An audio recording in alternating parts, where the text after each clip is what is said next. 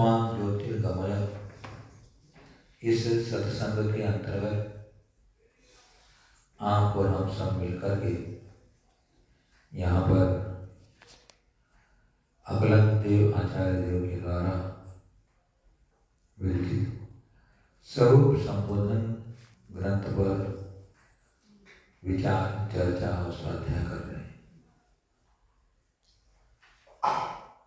स्वरूप संबोधन, स्वरूप माने अपने जो आत्मा है, उस आत्मा का जो स्वरूप, उसका संबोधन अर्थात उसका उपदेश इस ग्रंथ में चल रहा है। और आत्मधर्म जिसे हम कहते हैं, उसका विवेचन चल रहा है। शाहबाग अनेकांतमयी वाणी के द्वारा वस्तु में या वस्तु रूप आत्मा में कौन कौन से धर्म हो सकते हैं, प्रधानता से उन्होंने यहाँ पर मुख्य मुख्य धर्मों की चर्चा की है।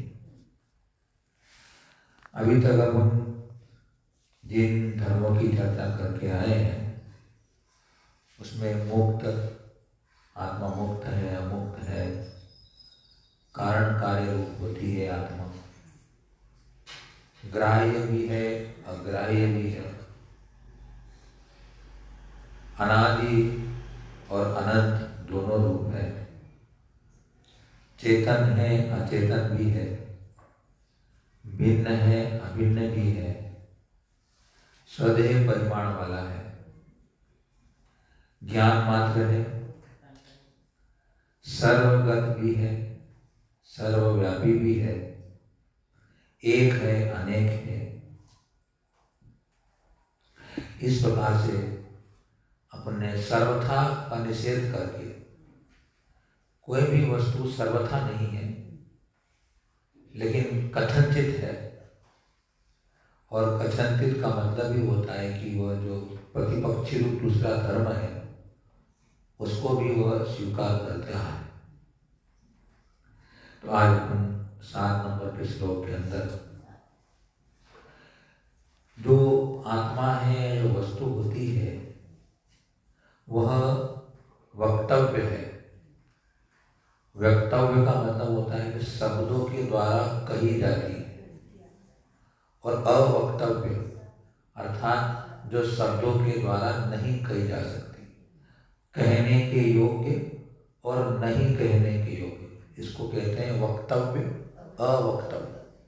वक्तव्य हम किसी चीज को कहते हैं ये ऐसा है तो वक्तव्य कहलाता है, जिसे हम कहना बोलते हैं, और यह कहने योग्य नहीं है, यह ऐसी नहीं है, ऐसा जो कहा जाता है वो अवक्तव्य कहलाता है। ऐसे धर्मों के बारे में बताते हैं। न वक्तव्य स्वरूपाद्यै निर्वाच्य परभावत तस्मात् नैकान्ततो वाचो नापि वाचामगोचर न वक्तव्य स्वरूपाद्यै निर्वाच्य परभावत तस्मात् नैकान्ततो वाच्यो नापि वाचामगोचर।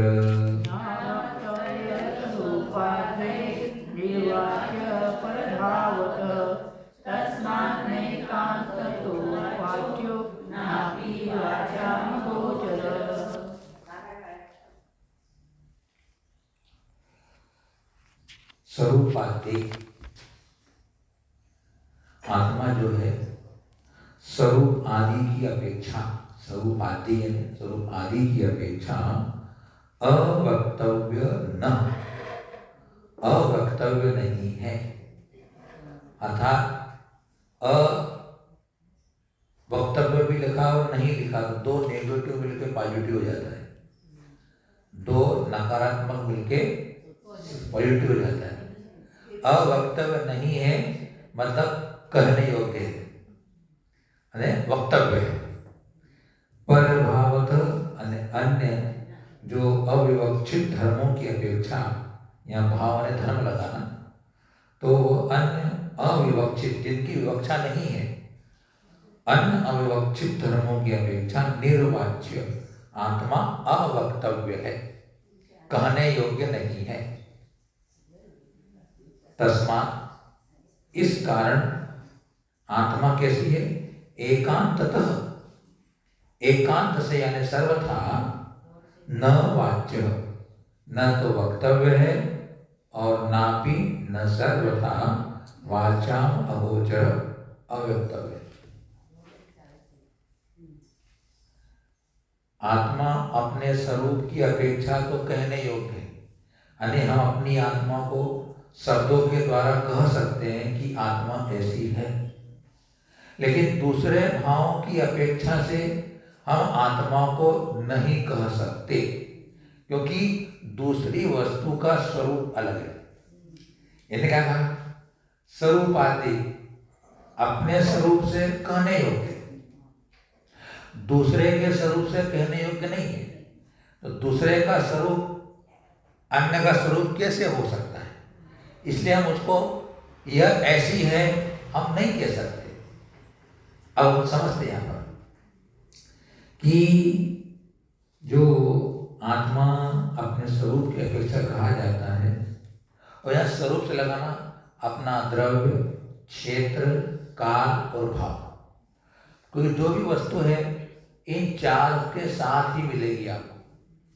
उसका द्रव्य होगा, उसका क्षेत्र होगा, उसका काल होगा यानी पर्याय होगी, और उसका भाव यानी गुणधर्म होगा। तो कोई वस्तु, अगर हम आत्मा की बात कर रहे हैं तो आत्मा अपने द्रव्य, क्षेत्र, काल और भाव रूप से आत्मा को शब्दों द्वारा किया कहा जा सकता है। मतलब क्या हुआ कि यह जीव द्रव्य है, इसके असंख्यात प्रदेश हैं, यह क्षेत्र हो गया। या फिर मैं मेरी वर्तमान पर्याय की अपेक्षा बात करूंगा तो जितना मेरा क्षेत्र घेर रखा है मेरा वो क्षेत्र कहलाएगा। काल मतलब मेरी मनुष्य पर्याय है, या मेरी वर्तमान की जो भी बालक युवा अवस्था जैसी पर्याय है वह मेरी पर्याय कहलाएगी। देखो ना, ये जवान आदमी है तो मैंने उसकी पर्याय कहा ना कि इसकी जवान अवस्था है, पर्याय मतलब अवस्था। और भाव मतलब उसका गुण। आत्मा का गुण क्या है? चैतन्य गुण है, मुख्यता की अपेक्षा से। तो ये द्रव्य, क्षेत्र, काल और भाव की अपेक्षा से मैंने आत्मा को कह दिया कि आत्मा ऐसी है। आत्मा को दिखा नहीं सकते, लेकिन शब्दों से तो कह सकते हैं ना। लेकिन अगर आप कहें कि मूर्तिक पदार्थ की अपेक्षा से आत्मा, क्योंकि मूर्तिक पदार्थ का द्रव्य, क्षेत्र, काल, भाव अलग होगा। तो मूर्तिक पदार्थ जो उसके द्रव्य, क्षेत्र, काल, भाव, तो जो द्रव्य उसका कौन सा होगा? पुद्गल द्रव्य। मूर्तिक मतलब जो हमें नेत्र इंद्रिय के द्वारा ग्रहण होता है वह मूर्तिक द्रव्य होता है। अगर मैं शरीर की बात भी कभी करूं तो शरीर पुद्गल द्रव्य है। शरीर पुद्गल द्रव्य है। जब मैं शरीर को आत्मा कैसे कह सकता हूँ, या आत्मा को शरीर कैसे कह सकता हूँ? जब इसका द्रव्य अलग है तो ये द्रव्य पुद्गल हो गया। इसका क्षेत्र, इसमें अनंत प्रदेश ही है। आत्मा के तो असंख्यात प्रदेश ही थे, लेकिन इसमें अनंत प्रदेश है, क्योंकि एक एक 9 कर्म वर्गणाओं में अनंत अनंत परमाणु होते हैं। अपने शरीर का निर्माण किससे हुआ है? 9 कर्म वर्गणाओं से हुआ है। वो 9 कर्म वर्गणाएं जो एक एक वर्गणा जो आती है वो अनंत प्रदेश ही होती है। तो शरीर में अनंत परमाणु है, तो अनंत प्रदेश किसी अपेक्षा से ही। काल मतलब अभी मनुष्य आकार में है, उसकी पर्याय कैसी? पुद्गल की, मनुष्य आकार में। और उसके भाव देखेंगे, गुण, इसमें रूप, रस, गंध, वर्ण है। तो इस दूसरे द्रव्य, क्षेत्र, काल, भाव की अपेक्षा से आत्मा कही नहीं जा सकती, इसलिए अवक्तव्य है। और अपने द्रव्य, क्षेत्र, काल, भाव के द्वारा शब्दों से कही जाती है, इसलिए वक्तव्य है, यानी कहने योग्य है। सब धर्म कौन सा है आत्मा में? वक्तव्य, अवक्तव्य। वक्तव्य ने कहने योग्य, अवक्तव्य ने नहीं कहने योग्य। इसलिए एकांततः आत्मा न तो वक्तव्य है और न अवक्तव्य है, बल्कि वक्तव्य अवक्तव्य रूप। क्रम से कहेंगे तो वक्तव्य अवक्तव्य है। तो अन्न के द्रव्य के धर्म या अन्य वस्तु के धर्म अन्य वस्तु में नहीं होने के कारण उसको उस अपेक्षा से अवक्तव्य कहा कि यह वह नहीं है, कहने योग्य नहीं है। ऐसा यहाँ वक्तव्य अवक्तव्य के संबंध में कहा। अब इसी के आगे अब यहाँ आचार्य भगवान विधि निषेध रूप बतलाकर आत्मा को मूर्तिक अमूर्तिक बतलाएंगे। आत्मा में विधि धर्म भी है, निषेध धर्म भी है, मूर्तिक भी है, अमूर्तिक भी है। उस बात को यहाँ श्यादवाकृति से कहते हैं, स स्याद् विधि निषेधात्मा स धर्म परधर्मयो समूर्ति बोधमूर्तित्वा दमूर्तिश्च विपर्यात् स स्याद् विधि निषेधात्मा स्वधर्म परधर्मयो समूर्ति बोधमूर्तित्वा दमूर्तिश्च विपर्यात्।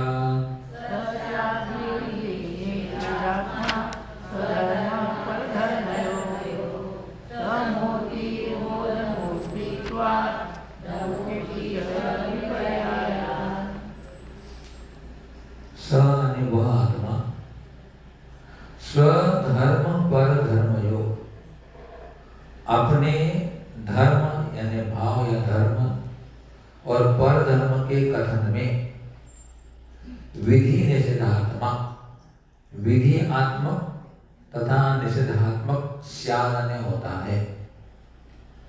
अपने धर्म के अपेक्षा विधि रूप और पर धर्म की अपेक्षा से निषेध रूप होता है।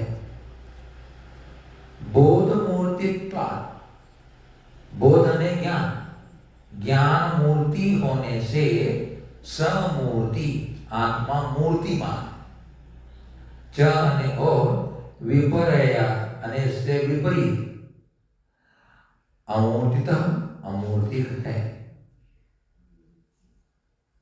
स्वधर्म की अपेक्षा विधि रूप, परधर्म की अपेक्षा निषेध रूप, ज्ञानमय होने से, ज्ञान मूर्ति होने से उसे समूर्ति कहा, और इससे विपरीत अगर हम उसे मूर्ति न कहते हुए उसका विपरीत कहेंगे तो वो अमूर्तिक है। ऐसा यहाँ चार धर्मों की बात की है। अब हम उसमें चर्चा कर रहे हैं। क्या होता है कि जो आत्मा है उस आत्मा में सप्रतिपक्ष सहित अनेक धर्म, अनेक, नित्य अनित्य, एक अनेक, सत असत, तत् अतत्, ऐसे विधि और निषेध। सपरिपक्ष का मतलब होता है, सप्रतिपक्ष मतलब उसका प्रतिपक्ष। जैसे हम समझे सुख दुख, पुण्य पाप, ऐसे विरोधी धर्म। जो भी आत्मा में धर्म है वो सब प्रतिपक्ष ही है। उसी से द्रव्य की सिद्धि होती है, उसी से आत्मा की सिद्धि होती है। एक अकेले धर्म से हम वस्तु की सिद्धि नहीं कर सकते। प्रतिपक्षी होगा धर्म उसमें। जैसे अपन समझा था पहले अपन ने कि यह पुस्तक है, घड़ी नहीं है, तो यह निषेध रूप जो कथन हुआ है तो उसके नास्तिक धर्म से हुआ। वस्तु में अस्ति नास्ति धर्म था, तो अस्ति का विरोधी सप्रतिपक्ष नास्ति। तो सप्रतिपक्ष जो अनेक धर्मात्मक है, अतः स्वधर्म की अपेक्षा विधि रूप चर्चा बनेगी और पर धर्म की अपेक्षा निषेध रूप है। क्योंकि कोई भी वस्तु अपने स्वभाव को नहीं छोड़ती। उसका जो स्वभाव है उसे कभी सर्वथा नहीं छोड़ती है और कदाचित भी परस्वरूप को आत्मसात नहीं करती। कोई भी वस्तु है अपना स्वभाव नहीं छोड़ती है और दूसरे का स्वभाव ग्रहण नहीं करती। अर्थात मैं अन्न रूप नहीं होता हूं और अन्न मेरे रूप नहीं होते। यह उस वस्तु का स्वभाव है, क्योंकि उसमें ऐसे धर्म है कि वो परधर्म को ग्रहण नहीं करते कोई वस्तु भी, और अपना धर्म नहीं छोड़ती। अगर अपना धर्म छोड़ दे तो उसका अस्तित्व समाप्त हो जाए। और किसी भी द्रव्य का जो सतरूप है वो अपना धर्म कभी छोड़ता नहीं है, क्योंकि वह स्वभाव से होता है। जो स्वाभाविक होते हैं उनका कभी अभाव नहीं होता है, जो विभाव होते हैं उनका अभाव हो जाता है। तो अन्न का आत्मसात नहीं करती, इसलिए वस्तु मात्र का स्वभाव क्या है? विधि निषेधात्मक है। अब इसमें थोड़ा बहुत समझे अपन। तो विवक्षित धर्म की अपेक्षा विधि रूप होती है और अविवक्षित धर्म की अपेक्षा निषेध रूप होती है। मतलब क्या हुआ? हम जिस समय जिस धर्म को कह रहे हैं वो हमारी विवक्षा होती है। उस विवक्षा से वह वस्तु को हम विधि रूप कहते हैं, और जब हमें उस वस्तु के दूसरे धर्म को कहने की विवक्षा नहीं होती है, उसे अविवक्षित बोलते हैं, तब वह निषेध रूप होती है। विधि अने पॉजिटिव, निषेध अने नेगेटिव, सकारात्मक नकारात्मक, यह है यह नहीं है, इसी को बोलेंगे विधि निषेध। सिद्धांतिक शब्दों में इसे विधि निषेध कहेंगे। इसे अपन 12 भावना पढ़ते हैं। 12 भावना में एक आती है एकत्व भावना और एक आती है अन्यत्व भावना। एकत्व भावना में क्या पढ़ते हैं अपन? मैं अकेला हूं, मैं अकेला हूं, यह विधि हुई, मैं हूं। और अन्यत्व में मेरा कोई नहीं है। दोनों एक ही सिक्के के पहलू है। अगर सिक्के में चटपट ना हो तो सिक्का नहीं चलेगा। चलेगा क्या? गांधी जी के ऊपर, गांधी जी नोट के ऊपर गांधी जी भी चाहिए और पीछे दूसरा वाला भी चाहिए। गांधी जी नहीं तो नोट भी देगा वाला। तो सिक्के में दोनों पहलू होते हैं, उसे वस्तु दोनों धर्म होते हैं, उसी से उसका अस्तित्व बना हुआ है। तो क्या हुआ कि जब मैंने कहा कि वस्तु क्षणक्षयी है, वस्तु क्षणक्षयी मतलब अनित्य है, तो मेरी उस समय की विवक्षा में वह धर्म विधि रूप हो गया। वस्तु क्षणभंगुर है, विनाशिक है लगा दिया। और जब मैं कहूंगा कि वस्तु नित्य नहीं है, एकात्मवादी हो गया। वस्तु नित्य नहीं है मतलब अनित्य, तो निषेध रूप खत्म हो गया। तो एक ही चीज को दो तरह से कह रहे हैं, विधि रूप से कहो, निषेध रूप से कहो। मैं यह हूं, यह मैं नहीं हूं। ये दोनों धर्म के कारण हम उसको विधि और निषेध रूप कहते हैं। तो प्रत्येक पदार्थ अनुयोगी और प्रतियोगी धर्मों सहित है। जो सत्तात्मक धर्म होते हैं उसे अनुयोगी धर्म कहते हैं, और जो असत्तात्मक अभाव रूप धर्म होते हैं उसे प्रतियोगी कहते हैं। जैसे ना यह मैं नहीं हूं, यह प्रतियोगी हो गया, जो सत्ता में नहीं है। अगर मैं नहीं हूं, सत्ता में अगर हो तो मेरी सत्ता ही कहां रहेगी?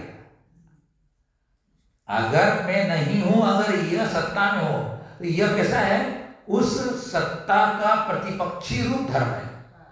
तो जो मेरे आत्मा में वस्तु में होते हैं, वस्तु तो सत्तात्मक धर्म होते हैं, वो विधि रूप होते हैं, और जो असत्तात्मक होते हैं, अभाव रूप होते हैं, वो निषेध रूप होते हैं। यह भी नहीं है, यह घड़ी किताब नहीं है, यह मोबाइल घड़ी नहीं है।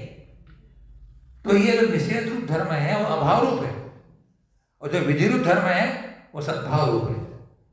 तो ऐसे उसको सिद्धांतिक भाषा में अनुयोगी और प्रतियोगी कहते हैं।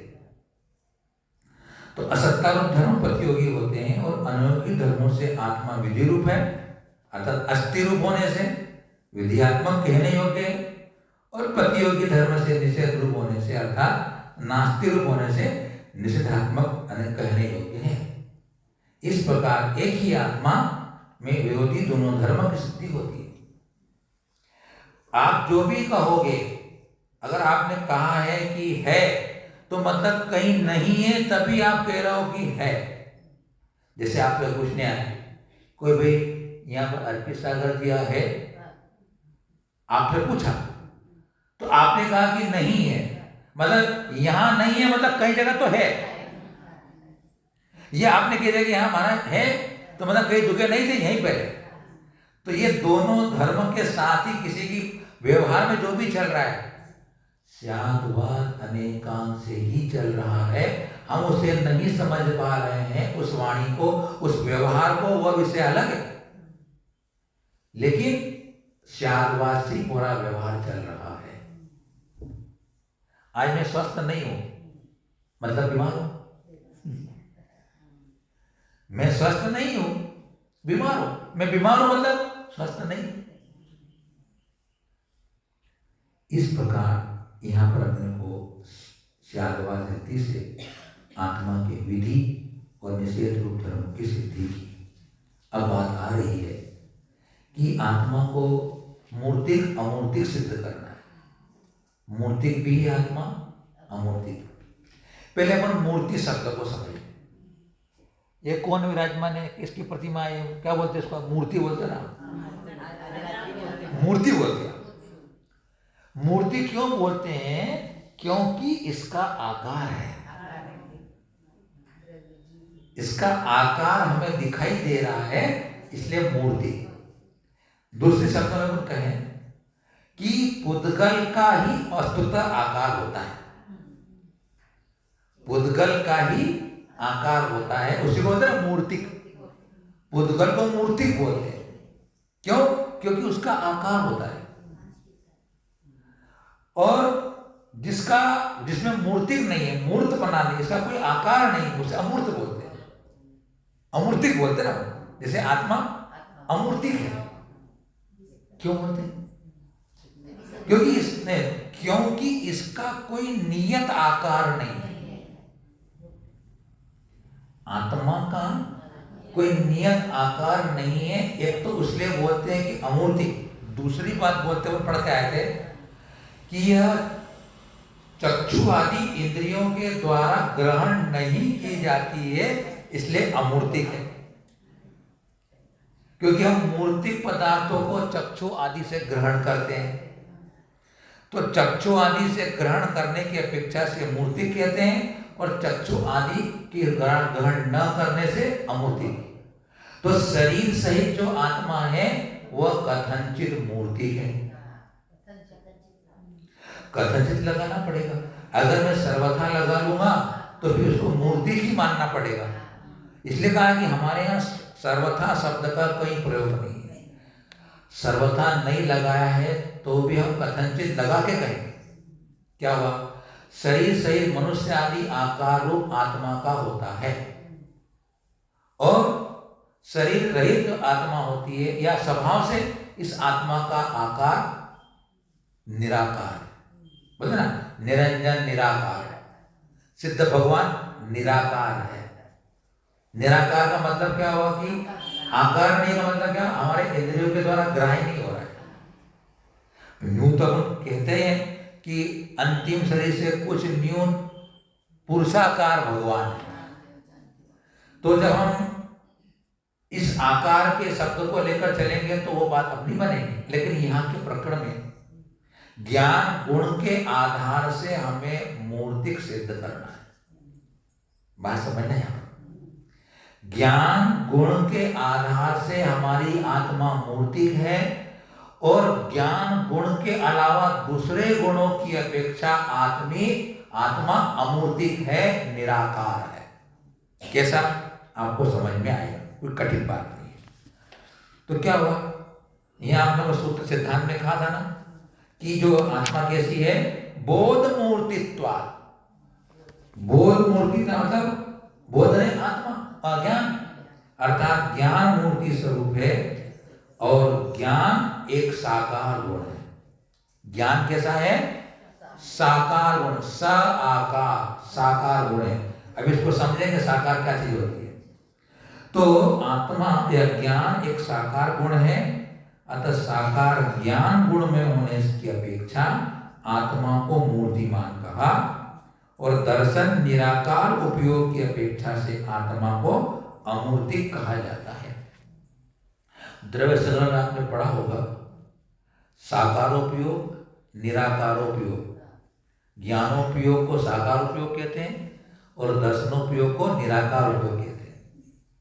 अब क्या होता है, ये जो ज्ञान गुण है हमारा, जब किसी वस्तु को जानता है, उस जानते समय ज्ञान उस आकार रूप परिणमन करता है। यानी ज्ञान में उस वस्तु का आकार रूप से ज्ञान होना, वही उसका मूर्त बना है, वही उसका आकार बना, उसका मूर्त बना है। क्या? जैसे कि दर्पण होता है, दर्पण में हम देखते हैं कि जो भी पदार्थ अपने सामने दिख रहा है, अपन चेहरा देखते हैं, तो दर्पण में वो दर्पण जितना स्वच्छता को लिया है, जितनी बड़ी चीज है उतना दर्पण उस रूप से अपने को उस रूप परिणाम दिखता है ना अपने।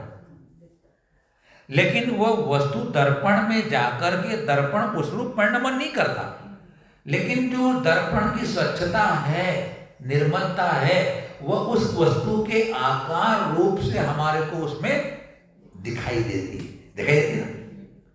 तो वैसे ही हमारे ज्ञान रूपी दर्पण में वह वस्तु का आकार झलकता है, जिसे ज्ञानाकार कहते हैं। वस्तु, उस वस्तु के आकार रूप ज्ञान हुआ ऐसा नहीं, उस ज्ञान ने वस्तु को जान लिया कि यह घट है, यह पट है, ये काला है, ये नीला है, ऐसा जान लिया, तो यही उसका हुआ मूर्ति बना, यही उसका साकार बना हुआ। बात समझ में आई कि नहीं? क्या समझ में आई? कि जो हमारा ज्ञान गुण है, वह ज्ञान गुण जब ज्ञेय को जानता है, तो ज्ञेय को जानना मतलब ज्ञेयाकार रूप से ज्ञान का हो जाना, यानी ज्ञानाकार हो जाता है ज्ञान। ज्ञान में यह है ऐसा बोध हुआ, वही हुआ उसका साकार, वही हुआ मूर्ति बना। मूर्ति वो ऐसे पुद्गल मूर्ति का बात नहीं कर रहे यहाँ पर। यह मूर्तिमान कैसा है कि उसके ज्ञान में आकार का आना होता है, और वो आकार से हम भेद करते हैं, क्योंकि साकार का अर्थ शास्त्रों में भेद करना भी लिखा है। और भेद का मतलब क्या हुआ कि यह घट है, यह पट है, यह नीला है, यह पीला है, ऐसा मुझे ज्ञान होता है। वही हुआ साकार, वही हुआ भेद, और वही हुआ मूर्ति बना। अब हम दर्शनोपयोग को देखते हैं।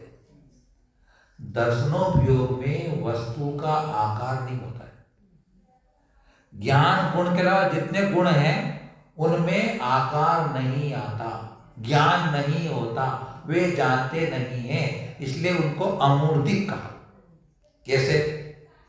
कि दर्शनोपयोग में सिर्फ हमारा जो उपयोग है, हमारी आत्मा के सम्मुख होकर के उस वस्तु को जानने के लिए सम्मुख होता है।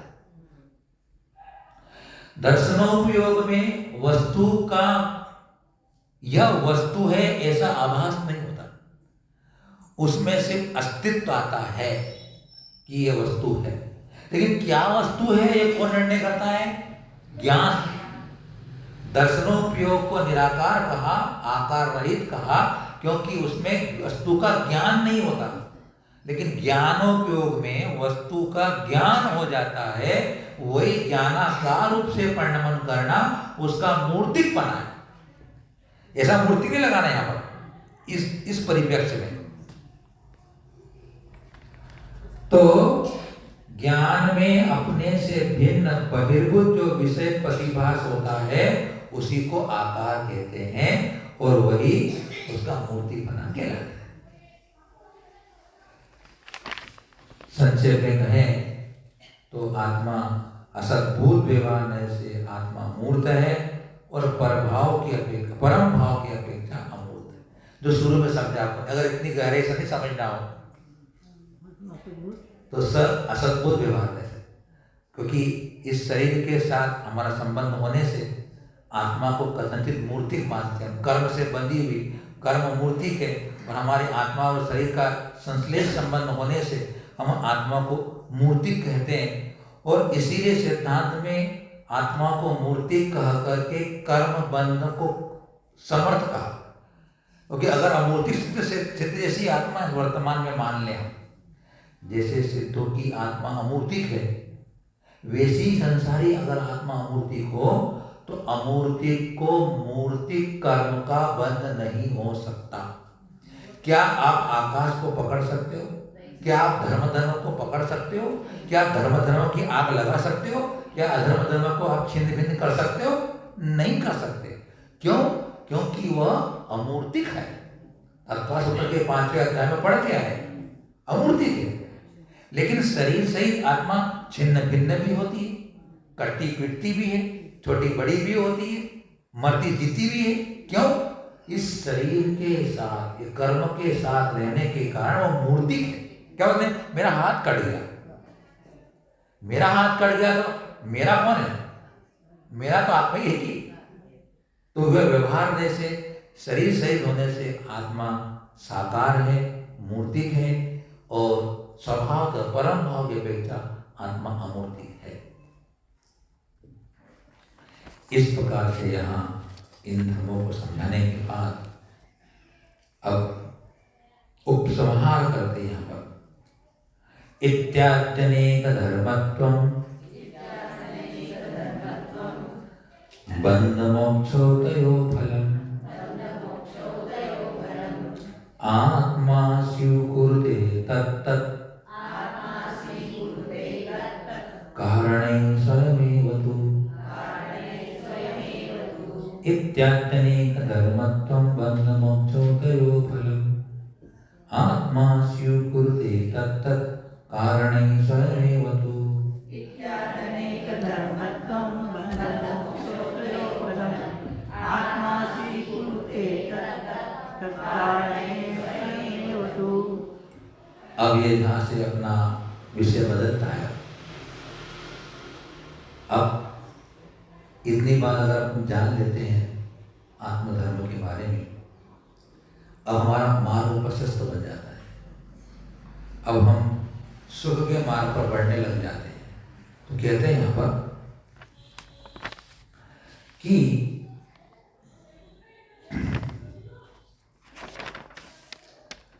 इत्यादि अनेक धर्मत्व।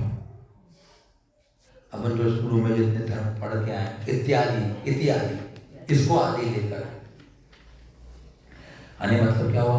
चेतन, अचेतन, मूर्ति, अमूर्ति आदि अनेक धर्मों को बंध मोक्ष, कर्म बंध और मोक्ष को, तो अने और तयो अने उन बंध और मोक्ष के फलम अने फल को तत्तत् कारणी, तत्तदने उन उनके कारणे अन्य कारणों से आत्मा अने आत्मा स्वयं ही स्वीकुरुते स्वीकार करता है।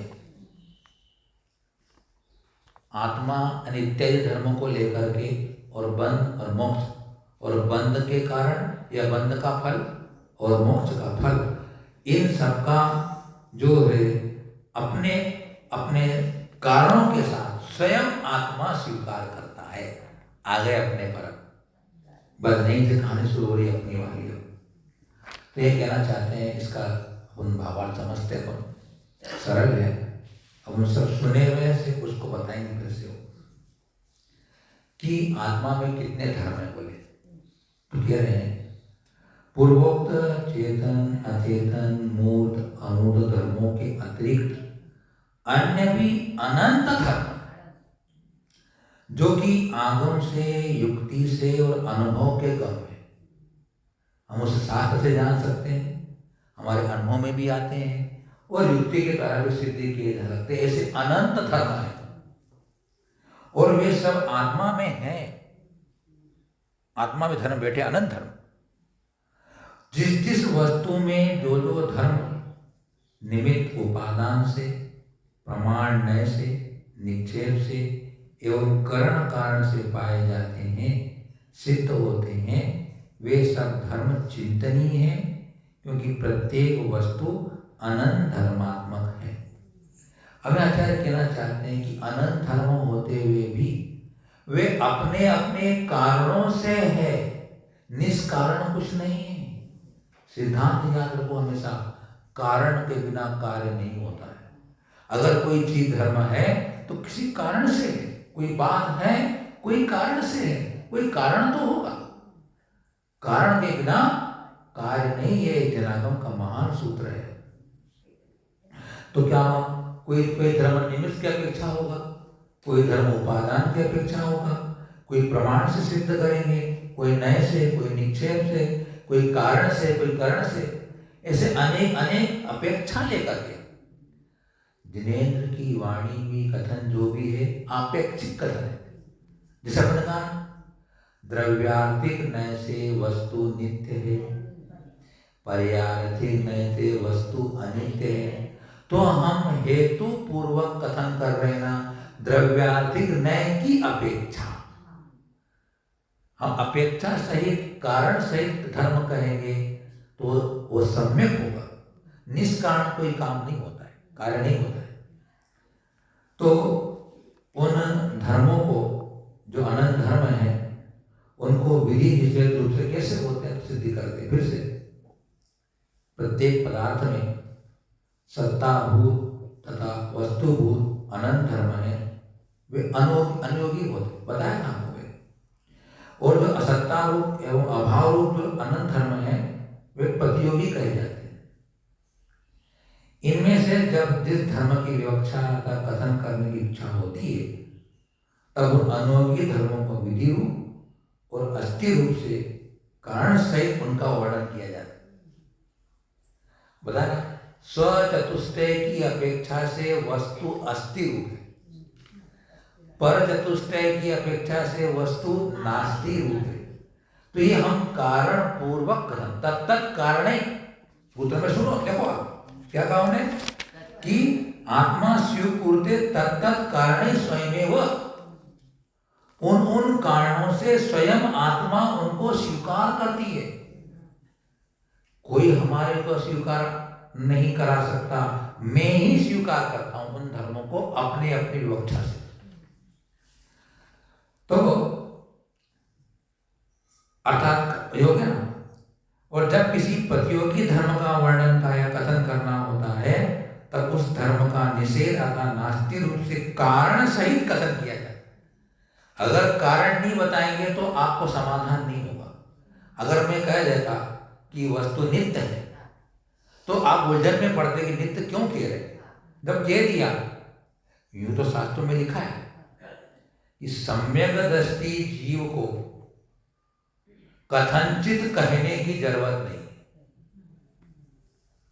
अगर आपने कोई विवेचन किया है धर्म का, तत्व का, विषय का, लेकिन जो अभी अबोध है, जो भी ज्ञान को प्राप्त नहीं हुए, उनको इन विवक्षाओं के द्वारा समझाया जाता है।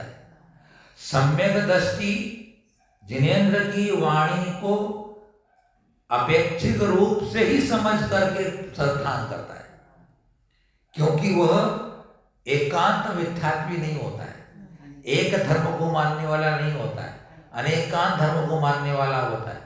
इसलिए हमने भले ही कथनचित, हमने नित्य शब्द कह दिया कि वस्तु नित्य है, शास्त्र में कथन आ गया पढ़ने में जिनेंद्र की वाणी, तो वो वहां समझ के चलता है कि यहाँ आचार्य द्रव्य दृष्टि से उसे नित्य कह रहे हैं। लेकिन जो भी अल्पज्ञ है, निष्णात नहीं है, उनको समझाने के लिए कहना पड़ता है कि कथनचित वस्तु द्रव्यार्थिक नय से नित्य है। तो इस प्रकार से कारण सहित कथन किया जाता है। इस प्रकार प्रत्येक पदार्थ अनंत धर्म विधि निषेध रूप होते। अब बात आई थी कि बंध और मोक्ष तयो फल, बंध और मोक्ष के फल को स्वयं स्वीकृते, स्वयं स्वीकार करता है उस कारणों से।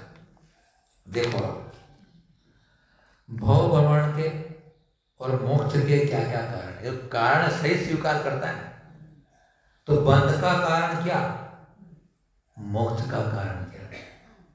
तो भव भ्रमण के और मोक्ष के क्या कारण है, उन्हें कौन करता है और उनके फल भी कौन भोगता है ना? स्वीकार करते क्या? करते हैं। मैंने किया मैं भोगूंगा, मैंने किया मैं भोगूंगा, मैं भोग रहा हूं, इसने किया मैं भोग रहा हूं।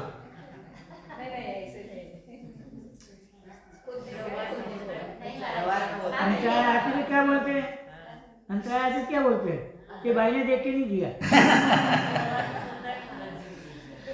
तो मेरे कर्म का उदय आया, झड़ गया, मेरे पाप कटे, इतना कर्जा कम हुआ। देखो लेकिन उस वक्त ध्यान में नहीं आया। देखो आप, हम भी स्वीकार कर रहे हैं, आप भी स्वीकार कर रहे हैं, आपकी बात सही है कि मुझे मालूम है मैंने ही किया है, मैं ही भोगूंगा या मैं भोग रहा हूं, जानकारी तो है, लेकिन उस समय समता कहाँ आती है? अगर स्वीकार तो मैंने किया, जाना तो मैंने है यही कि भाई मैंने पूर्व में जो खोटा कर्म किया होगा या अच्छा कर्म किया है, उसी का मुझे अच्छा बुरा फल मिल रहा है, सब जानते ही है ना। लेकिन उस अच्छे और बुरे कर्म के फल में जब मेरे को समता रहे, मैं दुख में भी विह्वल न हो, दुख में भी मैं आंदोलित न हो, दुख में भी मैं किसी प्रकार के कासायिक परिणाम, संक्लेश के परिणाम न करूं, और सुख के साधन मिल जाने पर मैं अहंकारी न हूं, तब तो मैंने कहा कि मैं ही करता, मैं ही भोगता। वस्तुस्थिति यही है। कर्ता, स्वयं को कर्ता और भोक्ता बताने का यहां भी चलेगा प्रकरण 2 कथाओं में। मैंने ही कर्म किए हैं, मैं ही भोग, मैंने ही बांधे हैं, तो मैं ही उसे नष्ट कर सकता हूं, दूसरा कोई मुझे नष्ट नहीं, मेरे कर्म नष्ट नहीं कर सकता। मैंने ही संसार बढ़ाया है, मैं ही संसार का अंत करूंगा। मैंने ऐसा बीज बोया है, उसका फल मैं ही खाऊंगा। तो कहना चाहते हैं कि भव भ्रमण और कर्म बंध के कारण होता है। भव भ्रमण किससे हो रहा है? कर्म बंध के कारण। और कर्म बंध अब सब जानते हैं, मिथ्या, अविरति, अज्ञान, असंयम, आश्रव और बंध तत्व के रूप में होता है। क्या हुआ? असंयम, अज्ञान, मिथ्यात्व से आश्रव एवं बंध हो रहा है। तो आश्रव और बंध ही तो भव भ्रमण करा रहा है। तो भव भ्रमण का कारण क्या हुआ? आश्रव और बंध। भव भ्रमण का कारण कौन हुआ? तो मैं रागाधिक परिणाम करता हूं और मुझे ही बंध होता है। आश्रव के कारण रागाधिक और उससे होने वाला आत्मा का बंध मुझे होता है। मैं रागाधिक करूं और किसी दूसरे को बंध होता हो, ऐसा नहीं है। बंध के संबंध में आत्मा स्वतंत्र है, दूसरा कोई मुझे बंद नहीं कराता। लेकिन कहते क्या है? इसने मुझे गुस्सा दिला दिया, इसने मेरा ऐसा कर दिया, है ना? तो तुमने दूसरे को बना दिया ना बंध में कारण। दूसरा तब तुम्हारे को सताए और तुम रागाधिक न करो, तब तो हम कह सकते हैं।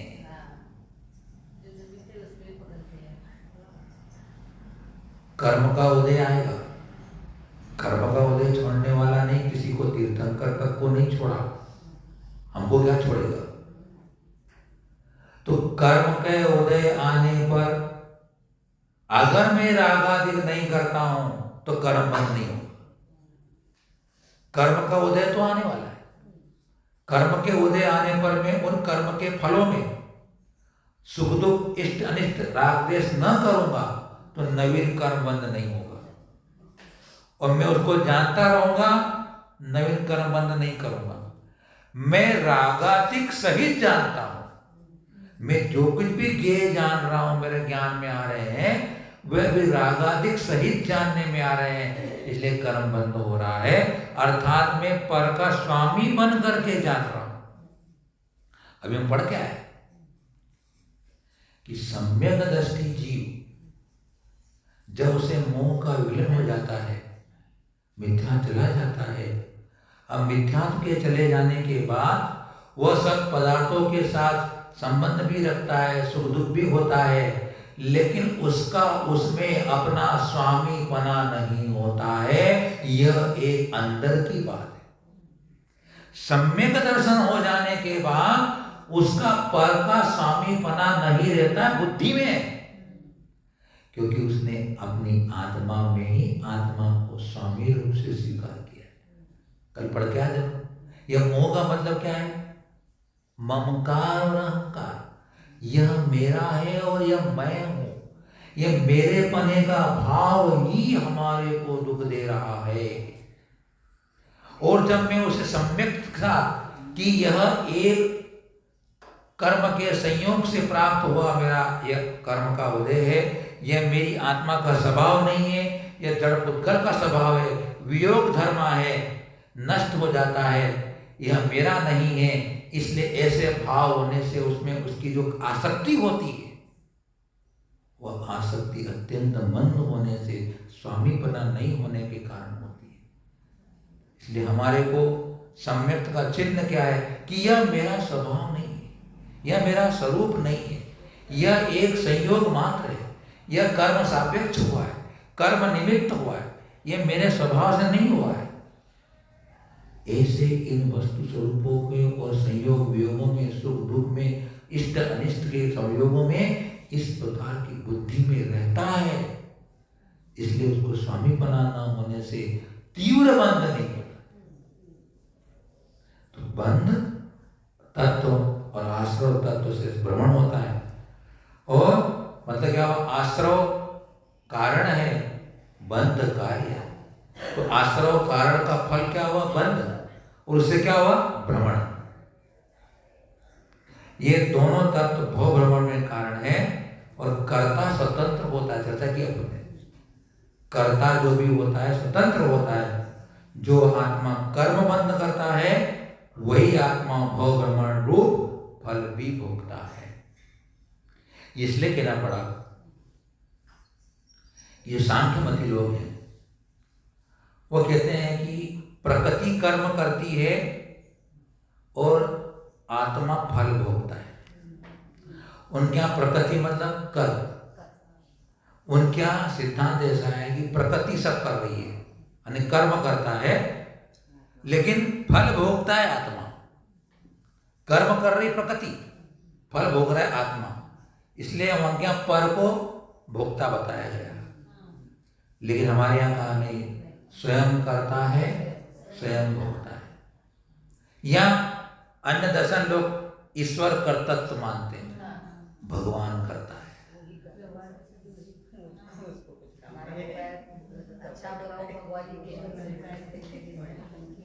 अपन भी बोल लेते हैं, नहीं क्या भाई, भगवान की मर्जी थी, अपन क्या कर सकते हैं।